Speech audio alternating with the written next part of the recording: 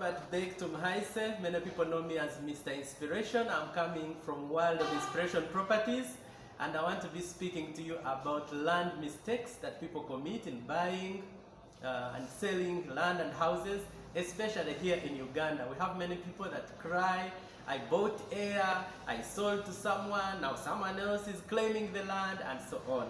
So stay tuned on World of Inspiration Properties Facebook page and also Mr. Inspiration YouTube.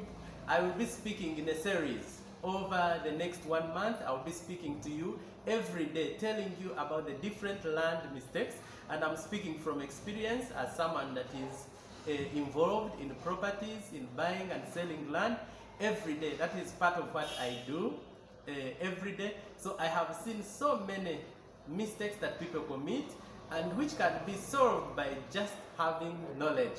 And today I want to start from introducing the land tenure systems that are in Uganda, but I will talk about just one, private Mainland.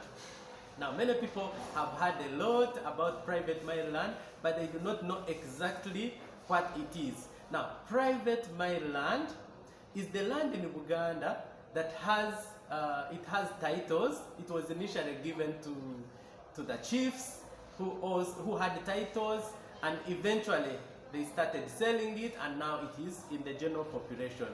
Now, that private Mainland has two categories. There is private Mainland that is owned just by one person, and then there is what has dual ownership, what we refer to as Kibanja or Kibanja. Now, Kibanja is land. In terms of private Mainland, Kibanja is where somebody has bought land using an agreement, or they have inherited it from someone, maybe the parent, but they do not have the title. So under that arrangement, there is a landlord who is on the title, and in most cases is not even using the land. And then there is a tenant or a squatter who is physically using the land but does not have a title. In most cases, they have agreements. So, of course, my advice would be that when you're buying land, please look for private Mainland that does not have tenants or squatters, so that you do not have to be involved in that kavuyo. Because private Mainland is very clear. It is controlled by the land offices in Uganda.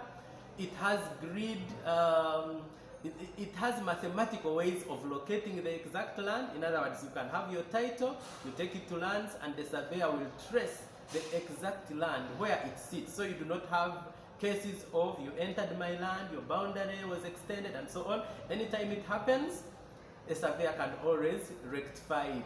And whenever somebody claims your land and you have your title, then that person cannot win the case unless you did not buy through proper channels.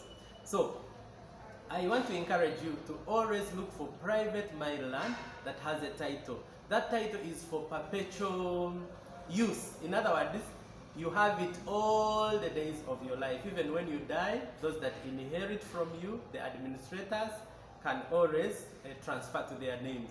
While Kibanja, like I said, it has dual ownership. So if you want to buy Kibanja, my advice is that you look for both owners, the one that has an agreement and also the one that has the title.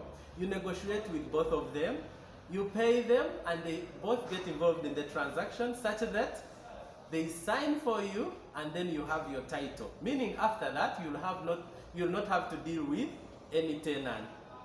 Thank you so much for watching today. Tomorrow I will be telling you more about the land tenure systems, and I will tell you more about specific mistakes that people make and they lose their heart and money. This is Mr. Inspiration. God bless you.